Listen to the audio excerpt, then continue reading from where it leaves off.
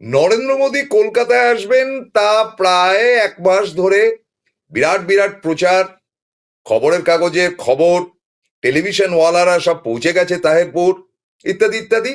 মানে সে সাংঘাতিক ব্যাপার। আলটিমেটলি হলো না কেন অনুষ্ঠান? বলো কুয়াশা। তা শীতকালে কুয়াশা তো থাকবেই। কুয়াশা শীতকালে থাকবে, ধোঁয়াশা থাকবে। তার বিমানটি নিখুঁত ভাবে অবতরণ করলো, ট্রেন ফেন গুলো ঠিক মতন গেল। এবং আপনাদেরকে আরো একটা কথা বলতে চাই, যেটা ভেরি ইন্টারেস্টিং, সেটা হচ্ছে যে নরেন্দ্র মোদী কলকাতার সফর শেষ করে কোন রকম ভাবে, মানে সফর তো ওই রকমই, মেসির মতন ঘটনা ঘটে গেল। প্রথমে মেসি, তারপরে মোদী, দুই একদম 12টা বাজিয়ে দিল। আর মমতা 3 নম্বর হো হো করে হাসছেন দূরে। যাই হোক, এখন ঘটনাচক্রে যেটা দাঁড়িয়েছে যে এটা নিয়ে নানান রকম বিতর্ক শুরু হয়েছে মোদির এই কলকাতা ট্যুর নিয়ে। সেটা তো অবশ্যই বলবো, কিন্তু আপনারা কি জানেন কোন পত্র পত্রিকায়, যেটা বলছিলাম সেটা হচ্ছে যে তিনি এখান থেকে চলে গেলেন গৌহাটি।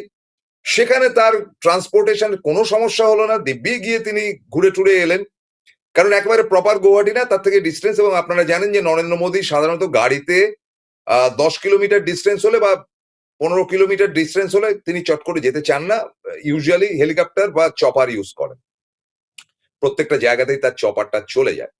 এবং তার থেকেও বড় কথাটা হচ্ছে যে তাহেরপুর, যেটা মতুয়া গড় বলে ঘোষণা করা হয়েছিল, সে তাহেরপুরের উপর দিয়ে কিন্তু হেলিকপ্টার বা এই চপার কিন্তু ঘুরঘুর ঘুরঘুর করেছে। তাহলে ওখানে কি করে ঘোরাঘুরি করলো? উত্তর হলো বিজেপির তরফ থেকে বলুন, সরকারের তরফ থেকে বলুন, যে না না সেরকম কিছু ব্যাপার না। ব্যাপারটা হচ্ছে যে প্রাইম মিনিস্টার, তো তার বেলায় রিস্ক নেওয়া যেতে পারে না। প্রাইম মিনিস্টারের বেলায় রিস্ক নেওয়া যেতে পারে না। অথচ এই যে ঘটনাটা ঘটেছে, যেটা মতুয়াতে যাওয়া একেবারে ডেফিনিট করে দরকার ছিল। কারণ আগের দিনও প্রবীরবাবু বলেছেন, আমিও বলছি, 9.5 লক্ষ থেকে 10 লক্ষ মতুয়া ভোটার জিজ্ঞাসা চিহ্নর মধ্যে রয়েছে। এবং তার মধ্যে কয়েক লক্ষ ভোটার যে একেবারে দেশছাড়া হবেনি, মানে দেশছাড়া যদি করেন, করার ইচ্ছে, এদের তো বোঝা মুশকিল, তাহলে কিন্তু তাদেরকে চলে যেতে হবে মাথা নিচু করে। এবং এসআইআর হওয়ার পর গাড্ডায় ঢুকেছে কিন্তু বিজেপির ভোটাররা। এবং নিঃসন্দেহে বলা যেতে পারে প্রায় 10-11টি আসন যেগুলো বিজেপির দখলে ছিল দক্ষিণবঙ্গে, এবং 5 থেকে 7টি আসন যেটা ছিল ডুয়ার্স তরাই অঞ্চলে। অর্থাৎ টোটাল ধরুন আপনার এদিকে 11, ওদিকে 7, 18টি। এবং কৃষ্ণনগর ইত্যাদি ইত্যাদি জায়গাতে আরো ছড়িয়ে ছিটে আরো 2টি আসন, অর্থাৎ 20টির মতন আসন খোয়াতে চলেছে বিজেপি, যেটা তাদের প্রাপ্তি ছিল সেখান থেকে। এটা পার্ট 1। পার্ট 2, এই যে ঘটনাগুলো, তার কুয়াশা ধোঁয়াশা ইত্যাদি ইত্যাদি বাহানার যে ব্যাপারটা, তাকে গো ব্যাক ইত্যাদি ধ্বনি দেওয়া হয়েছে। সেটা দিল কে? কেন দিল? এই ছবিগুলো কেন আসে না আপনার টিভিতে, সরকারি টিভিতে, বা সরকারি মানে সরকার অনুমোদিত টিভিতে? এগুলো আমাদের পোর্টাল বা আমাদের ইউটিউবারদের দেখাতে হচ্ছে কেন? খুব রহস্য। রহস্য পার্ট 1 আমাকে মনে করিয়ে দেবেন। রহস্য পার্ট 1, কেন হঠাৎ মোদি ভার্সেস আরএসএস বা বিজেপি ভার্সেস আরএসএস টা করছি?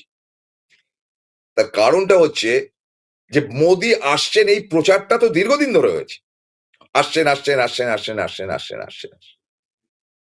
দ্বিতীয় কথাটি হচ্ছে তার ঠিক পরের দিন, অর্থাৎ গতকাল, এই যে মোদির মঞ্চ টঞ্চটাও দেখুন, মাঠটাও ছিল নাকি ছোট মাঠ। কারণ ছোট মাঠ ইচ্ছা করে, তাহেরপুরে তো বিরাট জনসভার মাঠ নেই, এবং সে মাঠটা ছিল ছোট, জনসংখ্যা আনুপাতিক কম, মানে যেটা সাধারণত মোদির মিছিল ইয়েতে র্যালিতে হয়ে থাকে তার থেকে অনেক কম ছিল। কিন্তু আচ্ছা, কিন্তু না, সাসপেন্স থাকুক। এটা এটা আমাকে মনে করিয়ে দেবেন আপনারা যে কি এমন রহস্য যে এটাকে সাসপেন্সে রাখলেন মশাই প্রসূনদা। বলবো বলবো বলবো, জমজমাট গল্প। আজকের দিনটা বড় জমজমাট, সপ্তাহের প্রথম দিন সোমবার। যাই হোক, এরপরে যেটা ইন্টারেস্টিং ব্যাপার সেটা হলো, তো বুঝলাম যে তিনি এলেন না, অডিও ভাষণ দিলেন। অডিও ভাষণের কোনো ভ্যালুয়েশন জিরো, জিরো জিরো। আপনি অমিতাভ বচ্চন বা শাহরুখ খানের একটা ছবি দেখতে গেছেন, কিংবা সলমান খান, কিংবা ধরুন আমাদের এ রাজ্যের দেব টেবের ছবি দেখতে গেছেন, বললো যে দেখুন খুব ট্রাবল হচ্ছে, ছবিটা আপনারা দেখবেন না, আপনারা শুধু ডায়ালগ শুনুন, আপনারা পর্দা ফর্দা ফাটিয়ে দেবেন। ইয়ার্কি মারার জায়গা পাও না, এতগুলো পয়সা খরচা করে এসে। মেসির ব্যাপারেই দেখুন না, যে মেসির কণ্ঠস্বর বা তার একটা মুন্ডুটা দেখা যাচ্ছে কিন্তু তার মুখটা দেখা যাচ্ছে না বলে কি ফাটাফাটি হয়ে গেল। তো নরেন্দ্র মোদীর বেলাও সেই ঘটনাটাই ঘটলো, চেয়ার টেয়ার ইত্যাদি ভাঙচুর ইত্যাদি। আচ্ছা, এত অসহিষ্ণু হয়ে পড়লো কেন সেখানকার জনগণ? হতেই পারে অ্যাক্সিডেন্টাল ব্যাপার, অন্য ঘটনাও ঘটতে পারে। এরকম তো এর আগেও অমিত শাহ বা মোদী গতবারের নির্বাচনে বা তারপরেও ভিড় হচ্ছে না, বা নাড্ডা ভিড় হচ্ছে না বলে তারা ব্যাক করে চলে গেছে। তাহলে এবার কেন এই ঘটনাটি ঘটলো? এটা তো একটা মস্ত বড় কোয়েশ্চেন। মোদী চলে গেল কেন? এটা নিয়ে তো কোনো আলোচনা হচ্ছে না। হচ্ছে কোথাও কোথাও, হচ্ছে।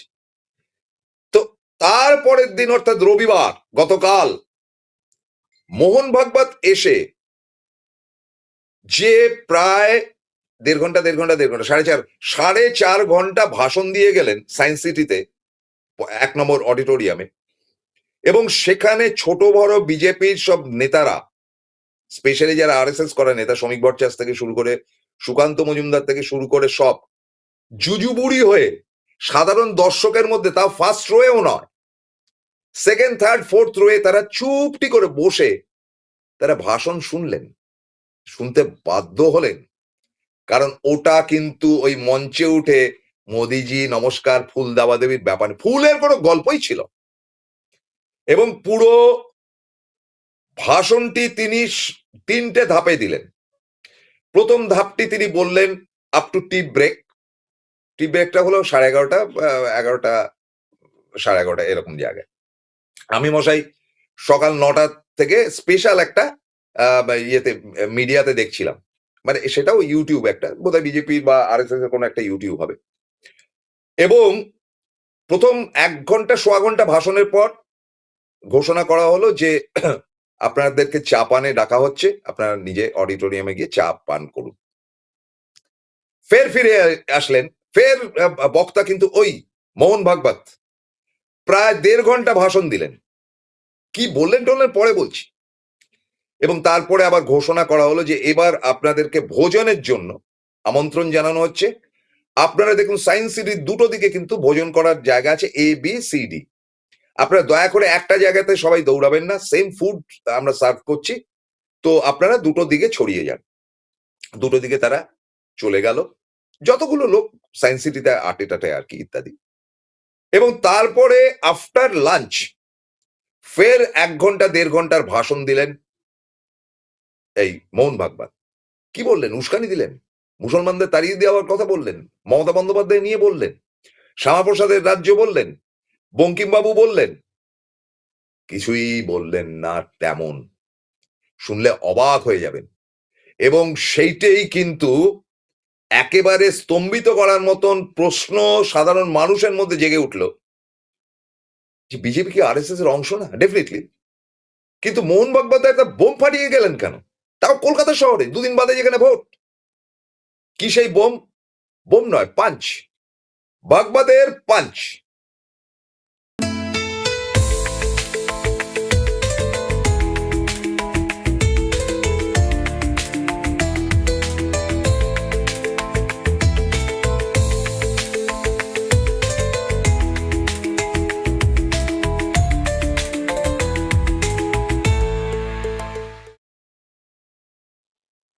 সুপ্রভাত, সপ্তাহের প্রথম দিন, আপনাদেরকে নমস্কার, আসসালামু আলাইকুম জানাচ্ছি। ক্রিসমাস ডে এসে গেছে। শহর কলকাতা থেকে বিভিন্ন জায়গায় একটা হৈ হৈ ব্যাপার। কিন্তু আমাদের হইচইয়ের জায়গাতেই আমি দুটো পার্টে আজকের অনুষ্ঠানটা বিজেপি বনাম আরএসএস একটা জিজ্ঞাসা চিহ্নই রেখে দিতে পারি তার পাশে। এই ব্যাপারটা কি বলবো, পার্ট পার্ট করে বলবো। তার আগে দুটো ঘটনা আপনাদেরকে বলতে পারি। প্রথমটা অবশ্যই মোহন ভাগবতজির বক্তব্য। সেই বক্তব্যের মধ্যে মোহন ভাগবত একটি কথা বললেন, তিনি সমাজ এবং সামাজিকতা এবং হিন্দু মানে পার্টিকুলারলি পৈতেধারী বা তথাকথিত হিন্দু মুসলমানের হিন্দু নয়, তিনি বোঝালেন হিন্দু মানে হচ্ছে এই উপমহাদেশে যারা ছিল তারা একসময় সবাই হিন্দু ছিল, পরবর্তী অধ্যায় অনেকে মুসলিম হয়ে গেছে বা অন্য ধর্মে কনভার্টেড হয়েছে, but they are originally Hindu. Hindu মানে হচ্ছে ভারতীয়র একটা অংশ, যেটা বিবেকানন্দ বলেছে। এটা এটা মোহন ভাগবতের বক্তব্য। হিন্দু মানে হচ্ছে পুজো আচ্চা করা বা পুজো পাঠ করার ব্যাপার একবারও তিনি উচ্চারণ করলেন না, একবারও বললেন না যে মন্দির বানাতে হবে, মসজিদ বানাতে হবে, ইত্যাদি ইত্যাদি। তিনি যে কথাগুলো খুব সহজভাবে বললেন, সেগুলো আজকাল ইদানিং বিজেপির তথাকথিত ল্যাংবোটরা, মানে অমিত শাহ ল্যাংবোটরা কেউ বলে থাকে না, তারা নির্মম ভাবে জঘন্যতম ভাষা ব্যবহার করে মনে করেন এমন যে আমরা একটা মাথা কিনে নিয়েছি, এবং তারা মনে করেন যে তাদের কোনো কথা বা তাদের পজিশন আরএসএস এর কানে যাচ্ছে না। তাহলে আরএসএস কি মহান? বলবো। তার আগে মোদির গল্পটা বলি, হাতে তো সময় রয়েছে। এদিক ওদিক নড়বেন না, সপ্তাহে প্রথম দিন বলে পালাই পালাই অফিসে চুপচাপ বসে হাতে দেখবেন আপনারাই আমার ভরসা মশাই, তা না তো প্রোগ্রাম করবো না। এ হচ্ছে আমার মোদ্দা কথা। প্রত্যেকে কমেন্ট করবেন। আগের দিন রেকর্ড কমেন্ট করেছেন দাদা, নমস্কার আদাব প্রত্যেককে জানাই। আপনাদের জানাই যে একটি রিউমার মার্কেটে বেরিয়েছে। রিউমার, আবারও বলছি, এটা আমরা কিন্তু কোনোটাই মানে গিয়ে দেখিনি। সেটা হচ্ছে যে নরেন্দ্র মোদীর কাছে বার্তা ছিল যে এই মতুয়াগড়ে গেলে তাকে অপমান করা হতে পারে। মতুয়াগড়ে তার কাছে কয়েক লক্ষ ভোট থেকে ছাঁটাই হয়ে যাওয়া লোকজনের আত্মীয় স্বজনরা একটি প্রশ্নই করবে যে আপনি তো বলেছিলেন, বা আপনার দলের শান্তনু ঠাকুর মন্ত্রী তিনি তো বলছেন যে প্রত্যেকে কার্ড পাবে এবং কার্ড পেলেই সে দেশের নাগরিকত্ব পাবে, প্রত্যেকের নাম ভোটার লিস্টে উঠবে, কিন্তু এটা হলো না কেন? এবং একবার ছাঁটাই কাটাই হয়ে যখন লিস্ট হয়ে গেছে, তখন আর নতুন করে তো ঢোকার কারো চান্স নেই। যারা ঢুকে রয়েছে তাদেরকে চ্যালেঞ্জ করা যেতে পারে, বা যাদের নাম বাতিল হয়েছে তারা গিয়ে চ্যালেঞ্জ করতে পারেন, চ্যালেঞ্জ অব্দি করতে পারেন, কিন্তু যাদের নামধামই নেই, নাগরিকত্বই নেই, সেই সংখ্যাটা মতুয়াদেরই সব থেকে বেশি, তাদের নাম ইনক্লুশন হবে না। সেটা সুপ্রিম কোর্ট থেকেও বলে দেওয়া হয়েছে। নাগরিকত্ব আগে করুন, তারপরে ভোটাভুটি। এটা নির্বাচন কমিশন জ্ঞানেশ কুমারের ক্ষমতার বাইরে। গোয়েন্দা সূত্রে নরেন্দ্র মোদীর কাছে নাকি বার্তা গিয়েছিল যে খুব স্বাস্থ্যকর পরিবেশ নেই মতুয়া অঞ্চলে, মতুয়াগড়ে, এই তায়েরপুরে। স্যার ভেবে চিনতে যাবেন। এখন ব্যাপার হচ্ছে যে পশ্চিমবঙ্গ থেকে গিয়ে শুভেন্দু অধিকারী কি বললেন বা না বললেন সেটা অমিত শাহ অব্দি ঠিক আছে, অমিত শাহ শুনবেন। নরেন্দ্র মোদী সে বান্দা নন। নরেন্দ্র মোদীর 100%-এর জায়গায় 200% সিকিউরিটি দরকার। তিনি কোনো জায়গায় গিয়ে অপমানিত হবেন সেই বান্দা তিনি নন, যার জন্য কোনোদিন মিডিয়া ফেস করেননি তিনি। ওই ইন্টারভিউ দিয়েছে এবং তাদের কাছে কন্ডিশন ছিল যে আমের রস কি করে চুষে খেতে হয় এসব প্রশ্ন করবে, এর বাইরে কিছু করবে না। তো কাজেই তিনি, তার কাছে বার্তা ছিল এরকম বার্তা আরেকবার কিন্তু পাঞ্জাবে তিনি যাচ্ছিলেন, মাঝপথ থেকে ফিরে এসেছিলেন। বার্তা তার কাছে ছিল যে আপনি যাবেন না, বিপাকে পড়বেন, কারণ কৃষকরা কিন্তু ক্ষেপে রয়েছে, মারা গেছে অনেকে। নরেন্দ্র মোদী মাঝপথ থেকে ফিরে এসেছিলেন, আপনারা নিশ্চয়ই সে খবর জানেন। এখানেও খবর ছিল যে তেতে রয়েছে একদম মতুয়ারা, কোনো ইনসিডেন্ট হতে পারে, সুতরাং সেখানে গিয়ে কোন রকম বেজ্জতি ব্যাপার হয়ে গেলে কিন্তু স্যার মুশকিল। এটা মোদির কাছে খবর ছিল। মোদির হাতে সময় ছিল, তিনি অনায়াসে গাড়ি নিয়ে যেতে পারতেন। মানে আজকাল এই ডিস্টেন্সটা তো খুব বেশি না, কল্যাণী হাইওয়ে দিয়ে আমাদের এই, আমার তো বিরাটিতে অফিস, ওখান দিয়ে দেখেছি কল্যাণী হাইওয়ে দিয়ে গেলে ঘন্টা দেড়েক থেকে, আর তার গাড়ি পূর্ণ গতিতে যাবে, হুটার ফুটার চালিয়ে তিনি যেতে পারতেন। তিনি যে ফালতু সময় কাটালেন কলকাতার বিমানবন্দরে, অনায়াসে গিয়ে ঘুরে আসতে পারতেন, তিনি গেলেন না, তার যাওয়ার ইচ্ছে ছিল না। বাহানা দেখানো হলো যে আসামে তার যেতে হবে। আরে আসামের ভোট তো এখন অনেক দেরি। আসামে যাওয়ার জন্য তিনি এই রিস্কটা নিলেন না কেন? তার মানে তিনি সিরিয়াস ছিলেন না? একটা উদাহরণ হতে পারে এর ক্ষেত্রে, এই তাহেরপুরে যাওয়ার ক্ষেত্রে নদিয়ার। অথবা তার কাছে এই বার্তা ছিল যে তোমাকে কিন্তু কালো পতাকা ফতাকা, ওই যে ছবিটা আমরা দেখালাম, ইটস এ রেয়ার পিকচার, আপনারা দেখুন, যে তাকে হয়তো ওটা দেখা হতে পারে। সো এই গো ব্যাক মোদি ফদি যদি দেখানো হয়, তাহলে সেটা তার কাছে খুব সম্মানের। মোদি না খুব, মানে কি বলবো, আমি তাকে কাওয়ার্ড বলবো না, কিন্তু তিনি খুব গুটিয়ে থাকা মানুষ। মানে হম্বি তম্বি যত তার থাকুক না কেন, পাবলিক ফেস করার মতন গাটস নরেন্দ্র মোদীর অন্তত নেই, সেটা ইন্দিরা গান্ধীর ছিল।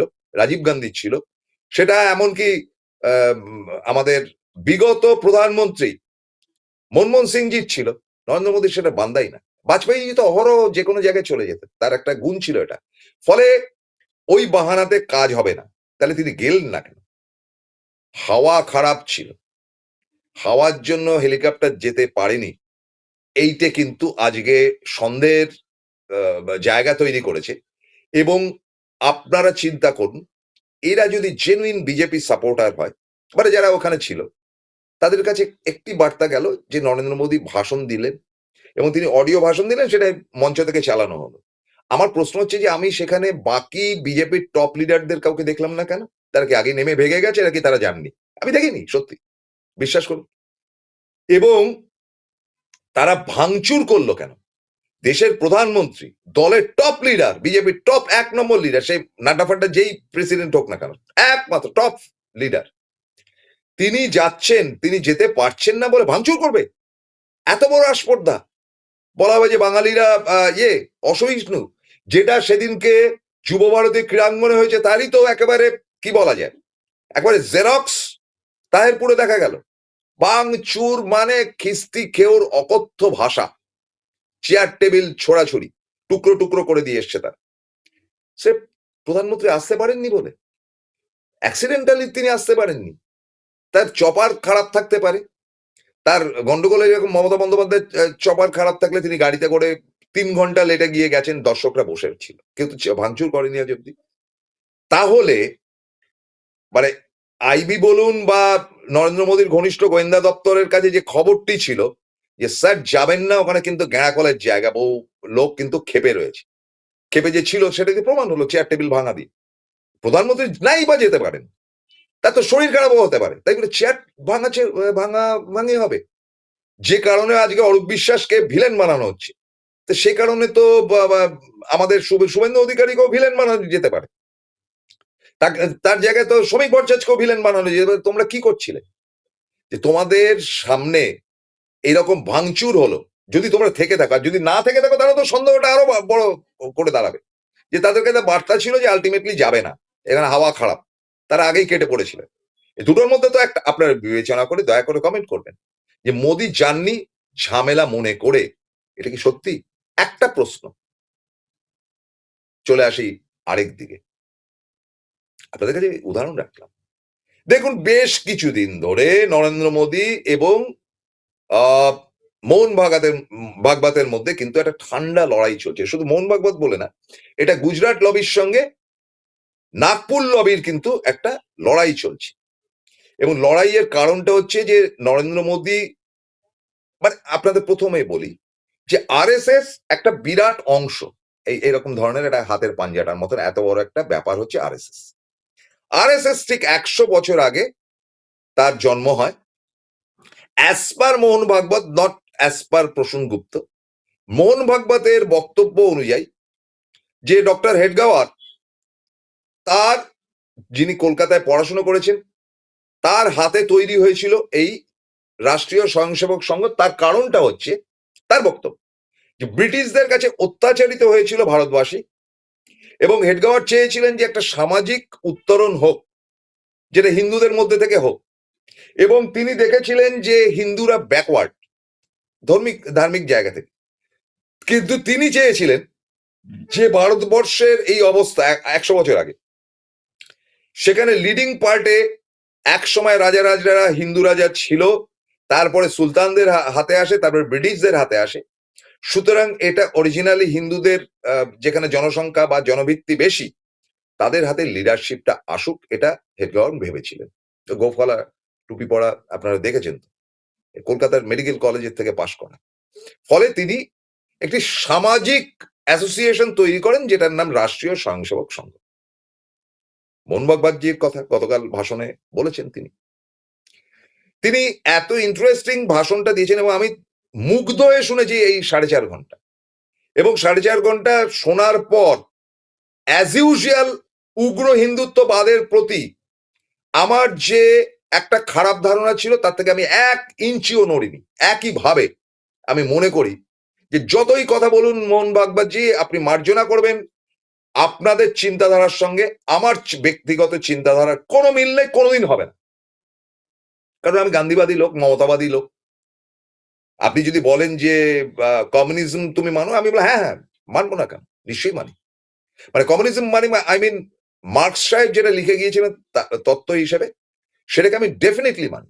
কিন্তু তার জায়গা থেকে আমি বলতে পারি যে মার্কসের ভুল ছিল, যেহেতু তাদের এটা 100 বছর, সুতরাং একটু ছুঁয়ে যাওয়া ভালো।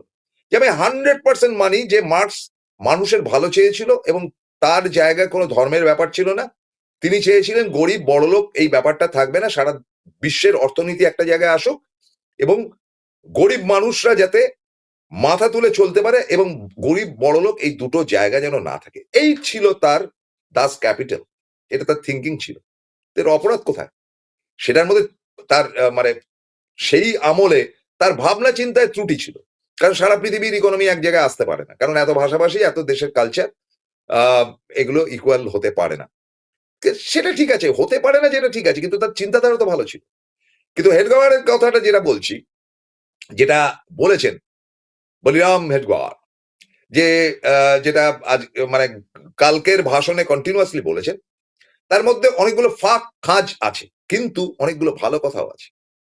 সাংঘাতিক কথা যেটা বলেছেন সেটা বলে বিরতিতে যাব। সাংঘাতিক কথা যেটা বলেছেন মোহন ভাগবত, কল্পনা করতে পারবেন না কি বলেছেন। তিনি একদম গোড়াপত্তনেই বললেন যে এই রাষ্ট্রীয় স্বয়ংসেবক সংঘ এটা একটা সামাজিক অ্যাসোসিয়েশন এবং সেই অ্যাসোসিয়েশনের মধ্যে চলার পথে সামাজিক দায়বদ্ধতা এই ভারত মাতার উপর আমাদের আছে এবং এটাকে বুঝতে হবে, এটা বাধ্যতামূলক নয় যে আপনার আমার মানে সঙ্গ করতেই হবে। আপনার ভালো লাগলে করবেন, না লাগলে করবেন না। এই কথাটা বারবার তার কথাতে উঠে এসছে। আপনার ভালো লাগলে করবেন, না লাগলে করবেন না, কিন্তু আমরা সংগঠনকে বাড়াবার জন্য জনতার জায়গায় যাব। আপনারা মনে করেন রাষ্ট্রীয় স্বয়ংসেবক সংঘ মানেই হচ্ছে বিজেপি, একেবারেই তা নয়। এটা বিজেপি নয়। বললেন কে? মোহন ভাগবত নস্যাৎ করে উড়িয়ে দিলেন বিজেপিকে এবং তিনি বুঝিয়ে দিলেন যে BJP may be a part of RSS, but RSS এর মস্তানিতে কিন্তু বিজেপি চলে না। That's the matter. সুতরাং সেটা তিনি বললেন এবং সেটাকেই অ্যাসোসিয়েট করা হলো এবং সেটাকেই গ্রহণযোগ্য করা হলো। সুতরাং এটা এই জায়গাটা আমরা আপনাদের কাছে তুলে ধরলাম। এবার একটা ছোট্ট বিরতিতে যাওয়ার পালা। বিরতি থেকে ফিরে এসে বাকি কথা হবে। এবার সাধ্যের মধ্যেই হবে মধ্যবিত্তের স্বাদ পূরণ। নতুন বাড়ি, নতুন স্বপ্ন, সুখের নতুন অধ্যায় শুরু হোক এই উৎসবে। Ashoka group, রিডিফাইনিং realty. ফোন করুন 9163502850। জয়গুরু রত্নভান্ডার জ্যোতিষীমা, এখানে গোল্ড মেডেলিস্ট জ্যোতিষী বসেন। হাই কোয়ালিটির আসল গ্রহরত্ন সবচেয়ে কম দামে এখানে পাওয়া যায়। স্থান বেলঘড়িয়া, রানী পার্ক, বটতলা, 2 নম্বর রেলগেটের নিকটে। 9681345722 এবং 9007778922। Found Kolkata's first ever sweet shop serving so unique items like Dab Malai Curry, Motichur Truffle, Gajor Borfi, Dab Kalakand, and I had to try them. শুধু তাই নয়, শক্তিগড়ের ল্যাংচা, বর্ধমানের সীতাভোগ, মালদার পোস্তকদম, বহরমপুরের ছানা বড়া, এগুলো সবকিছু খেতে হলে আর এত দূরে যেতে হবে না। সুন্দরিনী ন্যাচারালসে পেয়ে যাবে পশ্চিমবঙ্গের বিখ্যাত 10টা জেলার মিষ্টি all under the same roof. এদের বেস্ট সেলার্স কচি ডাবের শাঁস দিয়ে বানানো ডাব মালাইকারি আর কলা পাতায় মোড়া গুড়ের সন্দেশ পাতুরি আর a must try. Welcome to the world of civil business. A Bengali business personality and the most successful business group, Roy Construction Group of companies, now coming Sarib, West Bengal. Mr. Anup Roy, the managing director of the Roy Construction Group company, ready to serve his native land, the mother Bengal.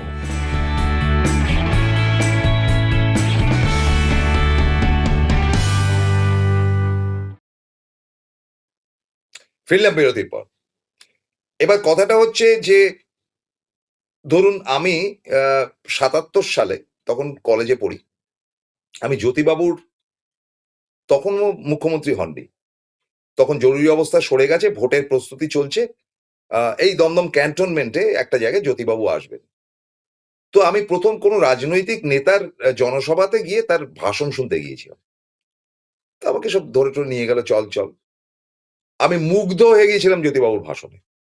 যুক্তি, যৌক্তিকতা, এবং ইন্দিরা গান্ধী তখন মানে বিশ্বের সব থেকে বড় villain এরকম একটা জায়গায়। একটি খারাপ কথা ইন্দিরা গান্ধী সম্বন্ধে ইউজ করলেন না। তিনি বললেন যে তার হাজবেন্ড ফিরোজ গান্ধী আমার বন্ধু ছিল এবং তিনি অত্যন্ত অমায়িক বামপন্থী মানুষ ছিলেন, এবং পার্ট টু পার্ট কেন কমিউনিজমের দরকার, কেন কংগ্রেস এ রাজ্যে কোথায় ত্রুটি করেছে, এবং কোনটাকে বলে অ্যাসোসিয়েট হওয়া, আজকের ইয়াং জেনারেশনের কি বক্তব্য, আমি মুগ্ধ হয়ে শুনেছিলাম। আমি তার থেকেও ছোট বয়সে ছেলেবেলায় যখন স্কটিশে পড়তাম, নকশাল লিডারদের বক্তব্য শুনে মুগ্ধ হয়ে যেতাম।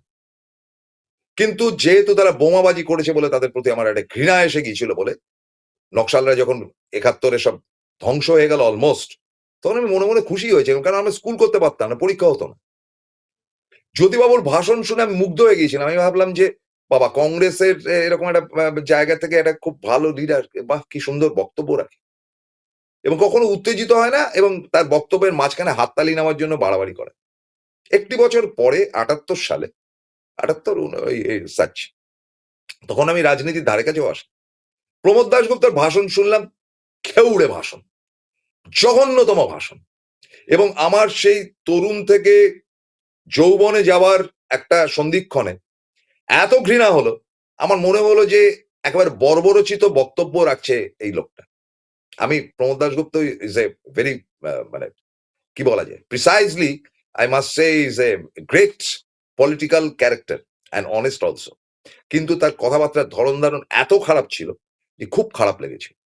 কিন্তু আমি আবারও বলছি, জ্যোতিবাবুর ভাষণ শুনে মুগ্ধ হয়েছিলাম। পরে দেখলাম প্রমোদ দাশগুপ্ত লোকটাই সাচ্চালক, জ্যোতিবাবু লাট সাহেবি করে ঘুরে বেড়ায়। যাই হোক, সেটা তো অন্য গল্প। ততদিনে আমি কংগ্রেস করা শুরু করেছি। নেক্সট থিং ইজ দিস, যে আমি ৭৭ সালে যখন কেন্দ্রের পট পরিবর্তন হচ্ছে, সেই সময় শহীদ মিনারে তখনকার দিনে বালা সাহেব দেওরাস তখনকার সংঘ প্রধান ছিলেন, আরএসএস এর একটা মিটিং ছিল। তো অন কিউরিসিটি আমরা সেটা দেখতে গিয়েছিলাম ধর্মতলা, একদম ধর্মতলা বাস স্ট্যান্ড তো তখন অত ছিল না, বিরাট শহীদ মিনারের তলায় বিরাট ভাবে দেখলাম, খুব সিস্টেমেটিক্যালি, এবং আমি মুগ্ধ হয়ে গেছিলাম বালা সাহেব দেওরাসের বক্তব্য শুনে। তখন তো হিন্দুইজম কি মুসলিমিজম কি সেটা বুঝতাম। এবং তার পরবর্তী অধ্যায়ে আমি এক ভদ্রলোক যার সঙ্গে আলাপ হয়েছিল, এবং তার মানে কথাবার্তার ধরন ধারণে আমি অবাক হয়ে গিয়েছিলাম। সে মানে অভূতপূর্ব, তার নামগন্ধ এখন আর কোথাও পাই না, তুলতেও চাই না। তিনি একবার ক্যান্ডিডেট হয়েছিল, অধ্যাপক। কিন্তু তারপরেই যখন দেখলাম হিন্দু হিন্দু, মুসলমান মুসলমান, তাদের প্রতি খুব খারাপ লাগলো। ৯১ এর পর থেকে তো মানে আই ক্যানট টলারেট দেম। ৬ ডিসেম্বরের এই কেচ্ছাটার পর থেকে, সে বাজপেয়ী যতই মহান ইয়ে থাকুন। হ্যাঁ, একসময় অ্যালায়েন্স ছিল তৃণমূলের সঙ্গে ইয়ের বিজেপির, সেটা আমাদের, আমি মনে করি আমার ব্যক্তিগত জীবনে অত্যন্ত খারাপ, নিন্দিত সময়। Why I supported them, I don't support, আমার ভালো লাগে না কখন তাদের। কিন্তু এখন তো একবারে জঘন্যতম।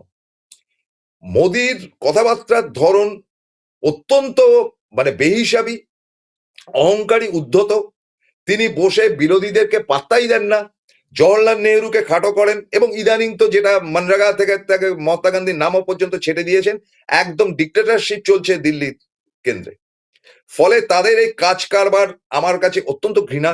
কে কি মনে করলেন, আই ডোন্ট কেয়ার। তার জন্য চটি চাটা অমুক তমুক ফালতু কথা বলে তো লাভ নেই। আমার যেটা ভালো লাগে না ভাই, আমি বললাম।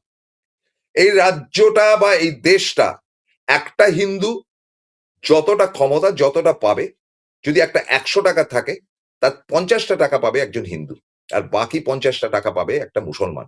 আর যদি আপনি বলেন যে সব ধর্মকে দিতে হবে, তাহলে ৪০ টাকা পাবে একজন হিন্দু, ৪০ টাকা পাবে একজন মুসলমান, আর বাকি ১০ টাকা যারা ছোট ছোট রয়েছে তাদেরকে। আবারও বলছি যে একটা হিন্দুর যতটা, কারণ মোহন ভাগবতের কথা থেকে একটি কিন্তু মারাত্মক কথা বেরিয়ে এসছে, যেটা মোহন ভাগবত স্বীকার করলেন। তা হচ্ছে যে একসময় সবাই তো হিন্দু ছিল, এবং তিনি উদাহরণ দিলেন ইরান থেকে শুরু করে এন্টায়ার ভারতবর্ষের সঙ্গে লাগোয়া আরো বাকি জায়গাগুলো, অর্থাৎ কি বলে উত্তর পূর্ব ভারত, মানে আমাদের আসাম ফাসাম অমুক তমুক জায়গা সব শুদ্ধ নিয়ে, বাংলাদেশ নিয়ে একটা বিরাট উপমহাদেশের মধ্যে একটা জায়গা ছিল, যেটাকে হিন্দু বলা হতো, হিন্দুস্তান বলা হতো। তো এখানে ওরকম ম্যাপিং তো ছিল না, কিন্তু এখানে আমার বক্তব্যটা হচ্ছে যে এই দেশের দলিত, অবহেলিত এবং কি বলা যায় দমিয়ে রাখা যে মানুষগুলো ছিল, যাদের ছায়া মারতো না ব্রাহ্মণ কমিউনিটি। মোহন ভাগবত জি আপনি ব্রাহ্মণ, ডোন্ট ফরগেট ইট। তো তারা অপমানে, লজ্জায়, ঘৃণায় মুসলিম ধর্ম গ্রহণ করেছিল বলে আজকে আর নাম্বার অফ মুসলিমস, অন্তত যারা ইন্ডিয়ান ল্যাঙ্গুয়েজে কথা বলে, বাংলায় কথা বলে বা অহমিয়াতে কথা বলে বা বিহারি ভাষায় কথা বলে, তারা বাধ্য হয়েছিলেন। এবং তারও পরবর্তী অধ্যায় এই দলিত অথবা নিম্ন বর্গের লোকেরা তারা খ্রিস্টান হয়েছিলেন। আমার স্কটিশেই অনেক বহু টিচারের পদবি অদ্ভুত বিটকেল ছিল ওই সময়। তাহলে অত্যাচারে যারা আলাদা হয়েছিলেন সেটাই কি ইনডাইরেক্টলি মিন করতে চাইলেন মোহন ভাগবত, যে সবার সমান অধিকার? তারপরে তিনি বলেছেন যে তুমি তার সঙ্গে বন্ধুত্ব করো এবং তাকে কনভিন্স করাবার চেষ্টা করো। ইঙ্গিতটা কি মুসলিমদের দিকে? অনেকগুলো প্রশ্ন তিনি তুলে দিয়েছেন যেটা আমাদের ভারতবর্ষের ক্ষেত্রে মোদী গভর্নমেন্টের তরফ থেকে বলুন বা অমিত শাহর তরফ থেকে হচ্ছে না। এটা ইনডাইরেক্টলি সমালোচনা কিন্তু তিনি ঠান্ডা মাথায় করলেন, কারণ নাম না নিয়ে। এবং একবারও উচ্চারণ করলেন না, ওই একবারই বিজেপির কথাটা বলেছিলেন, একবারও উচ্চারণ করলেন যে বিজেপির জন্ম কেন হয়েছিল, আমাদের তরফ থেকে হচ্ছে, ইত্যাদি ইত্যাদি তিনি বড়াই করলেন না। শ্যামাপ্রসাদ আজকে উজ্জ ছিল, বরং সেখানে মহাত্মা গান্ধীর নাম এসছে, নেতাজি সুভাষের নাম এসছে, রবীন্দ্রনাথ ঠাকুরের নাম এসছে রেফারেন্স হিসাবে। অসম্ভব পড়াশোনা এই ভদ্রলোকের। এবং বারবার করে তিনি একটি কথা বলেছেন যে দেখুন আমরা কিন্তু সংগঠন করি, কাউকে জোর করি না, কিন্তু আমাদের বিরাট সংগঠন, আরো বড় সংগঠন হবে, কন্ট্রোল বাই নাগপুর। নাগপুর কথাটা তার মুখে বার করে এসছে। নরেন্দ্র মোদী শুনছেন কি গুজরাট লবি? তাহলে তো এই প্রশ্ন করতেই আজকে দেখলাম অনেক নতুন মুখ, অনেক ডাক্তার ফাক্তার এইদিকে ওদিকে টিভি চ্যানেলে বসে সব আমন্ত্রিত ছিলেন ওখানে। এবং আমি এখানে বসে মমতা শঙ্করের চরম সমালোচনা এবং নিন্দা করেছি মহিলাদের পোশাক আশাক নিয়ে তিনি যে কথা বলেছেন, তিনি উপস্থিত ছিলেন। তাহলে কি আসন্ন নির্বাচনে তিনি ক্যান্ডিডেট হচ্ছেন? My question is this, definitely. তার জন্য কি পদ্মশ্রীটা পেয়েছেন? দেখুন, মুখ এবং মুখোশ থাকতেই পারে নরেন্দ্র মোদী এবং মোহন ভাগবতের, কিন্তু মোহন ভাগবতের আজকে টোটাল ভাষণের অংশ বিশেষ যদি ভাগাভাগি করা যায় তাহলে এটা ক্লিয়ার, বিজেপি তুমি কিচ্ছু না, আমরাই একটা সংগঠন। এটা কিন্তু অত্যন্ত ভদ্র ভাষায় তিনি বলে দিয়ে গেলেন। এবং আমরা জানি বা যতটুকু খবর এসছে যে বিহার নির্বাচনের আগে অমিত শাহকে বলা হয়েছে বেশি তুমি যাবে না ওখানে, তুমি ঝামেলা পাকাচ্ছ, আরএসএস থেকে বলা হয়েছে। এবং এটাও বলা হয়েছে নরেন্দ্র মোদীকে যে আপনি তো প্রধানমন্ত্রী, আপনি বিগ ফেস, বেশি যাবেন না ওখানে। নরেন্দ্র মোদী সেখানে মাত্র 7 থেকে 8 বার গেছে, অথচ পশ্চিমবঙ্গে বোধহয় প্রায় প্রত্যেকদিন আসতেন। সুতরাং নরেন্দ্র মোদীর মুখটা আজকাল আর পাবলিক খাচ্ছে না। তাহেরপুর থেকে মোহন ভাগবত কিন্তু জানতে পেরেছে, তাহেরপুর টু মোহন ভাগবত বা মোহন ভাগবত টু তাহেরপুর।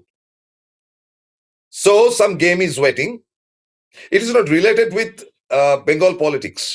তার জন্য মমতাকে লড়তে হবে, কিন্তু তিনি মমতার সঙ্গে লড়াই করতে এখানে এসছেন বা পশ্চিমবঙ্গে পরিবর্তন দরকার এরকম ধারে কাছে কোনো কথা বলেননি, কিচ্ছু বলেননি।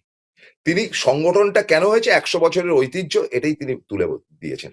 এবং তিনি পাত্তাও দেননি বিজেপি নামক অমিত শাহ দাদাগিরি করা দলটির সম্বন্ধে। তাহলে কোথায় চলেছে বিজেপি বনাম আরএসএস? উত্তর দেবেন আপনারা। শেষ করছি, ভালো কাটুক সপ্তাহ। এই সপ্তাহে অনেক ছুটি চেটা আছে। আমার শুভেচ্ছা আপনাদের সঙ্গে রইল। নমস্কার, আদাব।